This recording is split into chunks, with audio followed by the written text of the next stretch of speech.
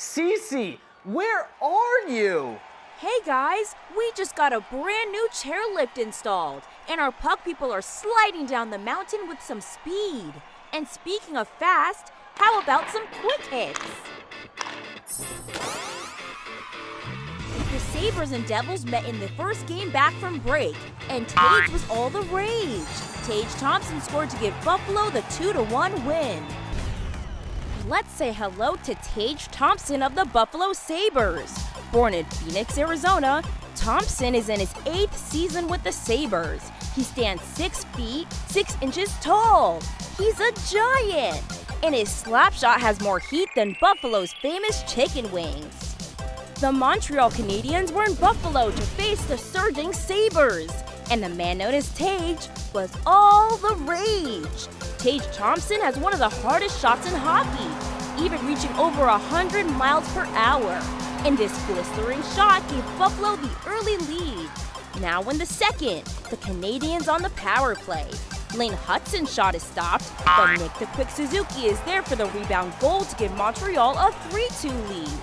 A little over 5 minutes later, Tage can shoot, he can also skate. He makes the moves, passes it to Alex Tuch, who fires the puck.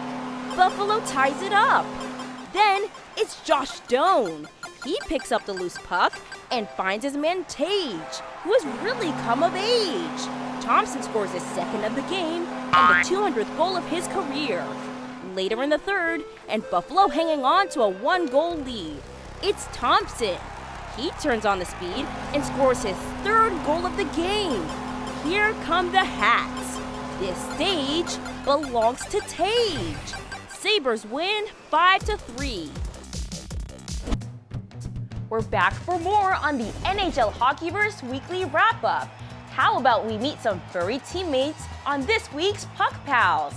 The Edmonton Oilers honored Leon Draisaitl for reaching the 1,000-point mark earlier this season. They held a special ceremony on the ice with Draisaitl's family, and guess who else was in attendance? His dog Bowie. Bowie was dressed for the occasion in an Oilers bandana. It's so awesome that Draisaitl's best puck pal was able to join him for this incredible milestone. Congrats, Leon, and you too, Bowie. Are you ready for some mayhem? Mascot mayhem! The Toronto Maple Leafs battled the Philadelphia Flyers, and that meant Carlton the Bear taking on the one and only Gritty. No score into the second period until Christian Dvorak finds Travis Konechny, and he connects to give the Flyers the 1-0 lead. Gritty was sitting pretty. Philly kept their lead into the third, but with the Maple Leafs killing a penalty, it's former Flyer Scott Laughton.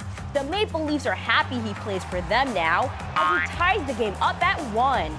Carlton the Bear looks like he's fishing for some overtime. And in the extra period, check out the madness here. The Flyers have a great scoring chance, but Leafs goalie Dennis Hildeby makes not one great save, but 2. Oh, Hildy! Then Toronto takes the loose puck the other way, and they have a 2-on-1. John Tavares with the no-look pass to teammate Easton Cowan, and number 53 stings the Flyers like a bee. Carlton the Bear has no pity for Gritty. Toronto takes mascot mayhem 2-1. Carlton is such a goofball. How are you gonna go ice fishing in the middle of a hockey game, dude? Especially one that goes to overtime. To me, nothing is crazier than some OT hockey. So we're turning up the pressure for goal time.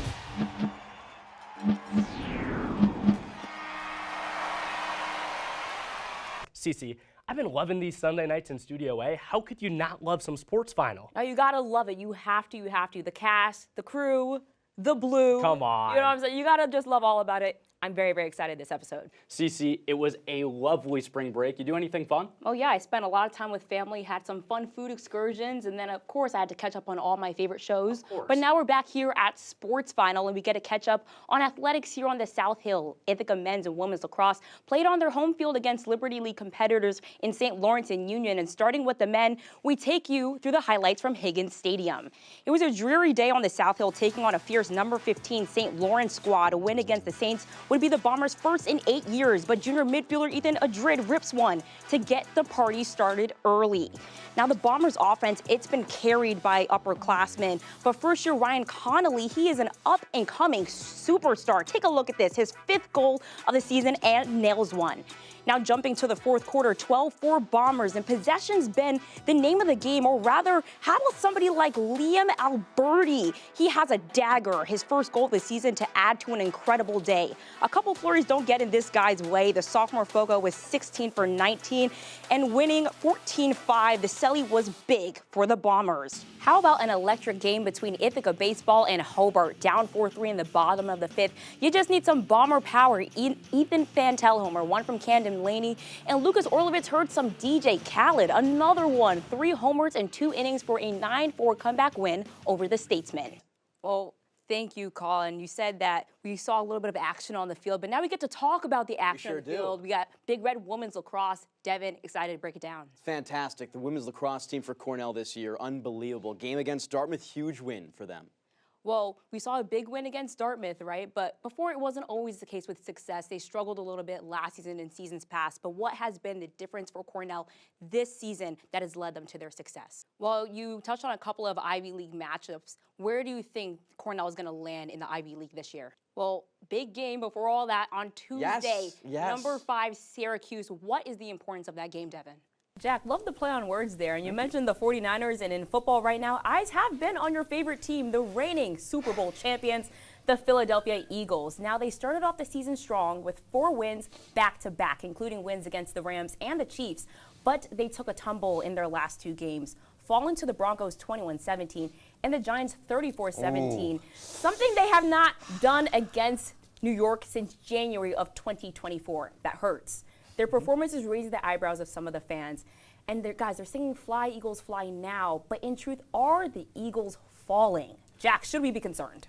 With this start of the season over the last few weeks, we've seen a lot of young teams, even with the Canadians, that have been taking the stage in standings, with 3 of the 4 division leaders being in the top 15 youngest teams in the NHL. As I mentioned before, I'm talking about the Canadians, the Mammoth, the Golden Knights, and the Senators, who share a division with Montreal as well. Out with the old, in with the new. Is this the year that the young teams take over in the league? Well, now, in terms of Indianapolis and what's happening there, you mentioned a name like Daniel Jones, and you kind of are like yay or nay, right? Because of, the past history, it's a little rocky there. So, do you think that there's any kind of concern based on the last 2 years, or? Well, shout out Boogie Flan. He actually came from literally the neighboring town over from me. So when Boogie Flan had that 3 down 3, yes. oh my God! The man, the myth, the legend. Right? Listen, I love New York. Anyway.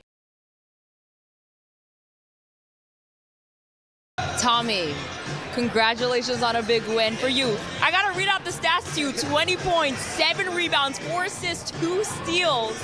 You make shots, you create shots. How were you able to shed expectations and play in this moment to be able to secure the dub today? Yeah, we knew this was a big one for us. Tough loss yesterday, so we just take it game by game, giving our best effort every game, and we got a big one today, so yeah.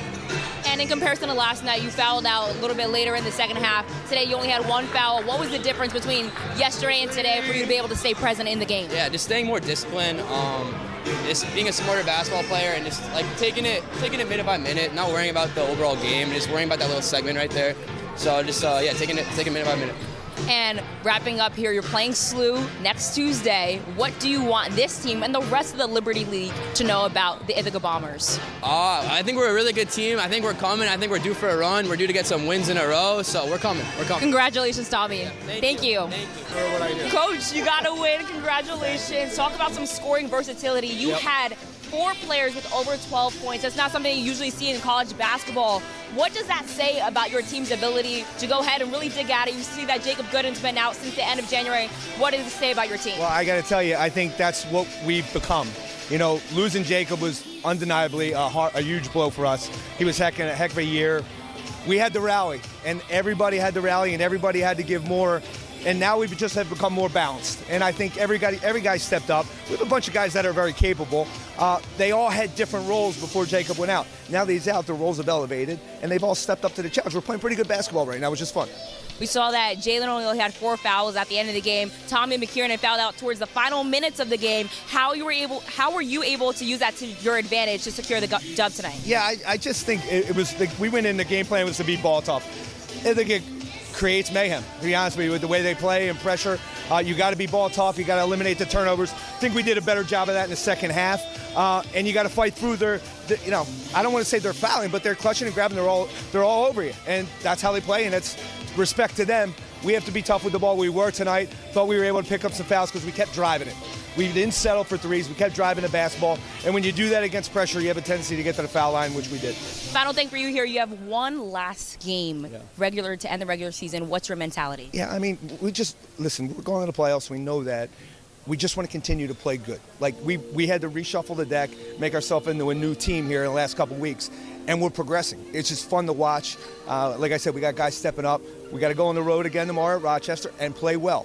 And if we play well, I'm confident we'll win a game. If we don't, Rochester's very capable. So we want to keep the momentum heading into the playoffs, and that's the biggest thing. Coach, thank you so much for your time. Congratulations. Guys. Thank you, guys. Jackie, congratulations to you. You surpassed your season high already. Thank you. What does it say about how much you have left in the tank for this season? I think a lot. I think we're just starting to reach our potential. Our team has played really well as a team. We're moving the ball really well, and a lot of people are stepping up, which is opening everyone up for shots. We saw that the Bombers had gained a little bit of momentum in the third. What did it take for your team to get it back, take it back, and win this game? Just take it one possession at a time and just keep going, keep fighting no matter what. Yeah.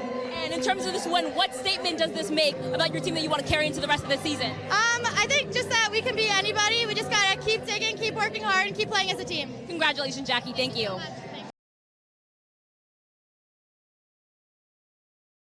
Well, thanks, guys. Well, I was talking to Matt Zanker just a short while ago, actually before the game, and I was asking him about how he addresses adversity and tough losses. He had told me, I'm used to losing. I didn't play a lot of minutes in high school, didn't play a lot of minutes in Drew, and on top of that as well, overall, I've just been used to having my back against the wall. But in moments where I feel like I'm going to quit, that's the moment that I know that my opponent's going to win, and that's what guides me through it. Thank you, guys. Thanks, guys. In the last timeout, listening to what Chris Downs had to say, and he said one of the biggest things, he said, find a way to win. And in terms of finding that way, he specifically mentioned looking for each other, spacing the floor.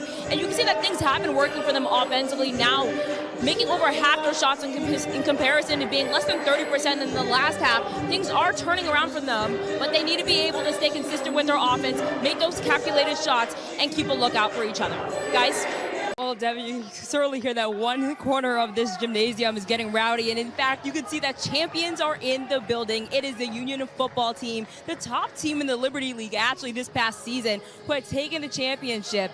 And now here they are in the offseason supporting Union basketball, who are also looking to claim their own Liberty League championship title. We're going to be hearing them throughout the game. It's going to get pretty noisy. Hype is up here. Guys, well, thanks, guys. And in a couple of the first quarter timeouts, we're hearing Coach Thompson inside the huddle, and she's saying that we have Jackie Malley. We have her. We just need to limit her in terms of that three-point shot. And so they have only one three-pointer so far in this quarter. And in terms of the responsibilities that she wants her team to execute from their side, she said, we need to come in hot, and let's just keep the movement going, get those cuts inside out. Let's change this game. Back to you guys.